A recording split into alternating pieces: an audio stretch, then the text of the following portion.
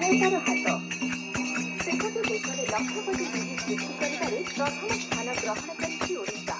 ଏବେ ସୁଦ୍ଧା ରାଜ୍ୟରେ 16,50,000ରୁ ଉର୍ଦ୍ଧ୍ୱ ଲକ୍ଷପତି ବିଜୁ ସୃଷ୍ଟି କରାଯାଇଛି, ଯାହାକି ଏକ ରେକର୍ଡ। ଏହି ସଂଖ୍ୟାରେ ମହିଳା ଏବେ ବାର୍ଷିକ 1 ଲକ୍ଷ କିମ୍ବା ତାଠାରୁ ଅଧିକ ଆୟ କରି ଏକ ସୁନିଶ୍ଚିତ ଓ ବିକଶିତ ଭବିଷ୍ୟତ ଦିଗରେ ଅଗ୍ରସର ହେଉଛନ୍ତି। ଏବେ ଲକ୍ଷପତି ବିଜୁ ହେଲେ ଆମେ ତ ମିଶିକି ଗୋଟେ ସାଙ୍ଗ ହେଇକି ଆମ ଘରେ ନେଇକି ଆଶା ରଖିକି ଘରେ ଚୁନା କରୁଛୁ ଆଉ ଧାନ ସବୁ ମିଟିଂ କରୁଛୁ। ଦିନକୁ ହେଉଛି ସାର୍ 1500 ଏମିତି 2000 ପାଖାପାଖି ହେଉଛି।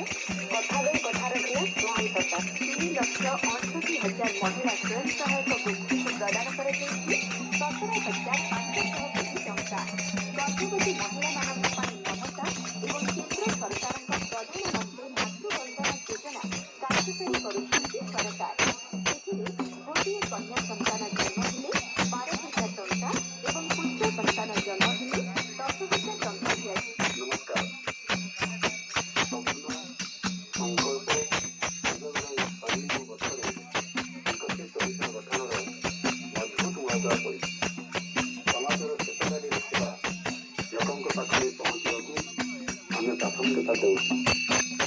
ଚାଷୀଙ୍କ ମୁହଁରେ ହସ, ମା ଓ ଭଉଣୀଙ୍କୁ ସମ୍ମାନ, ଯୁବପିଢ଼ିଙ୍କୁ ଜୀବିକା, କୃଷିଭୂମିର ବିକାଶ, ମହିଳା ଅଧିକାର ସୁରକ୍ଷା, ବିକଶିତ ଗାଁ, ବିକଶିତ ଓଡ଼ିଶା ଗଠନ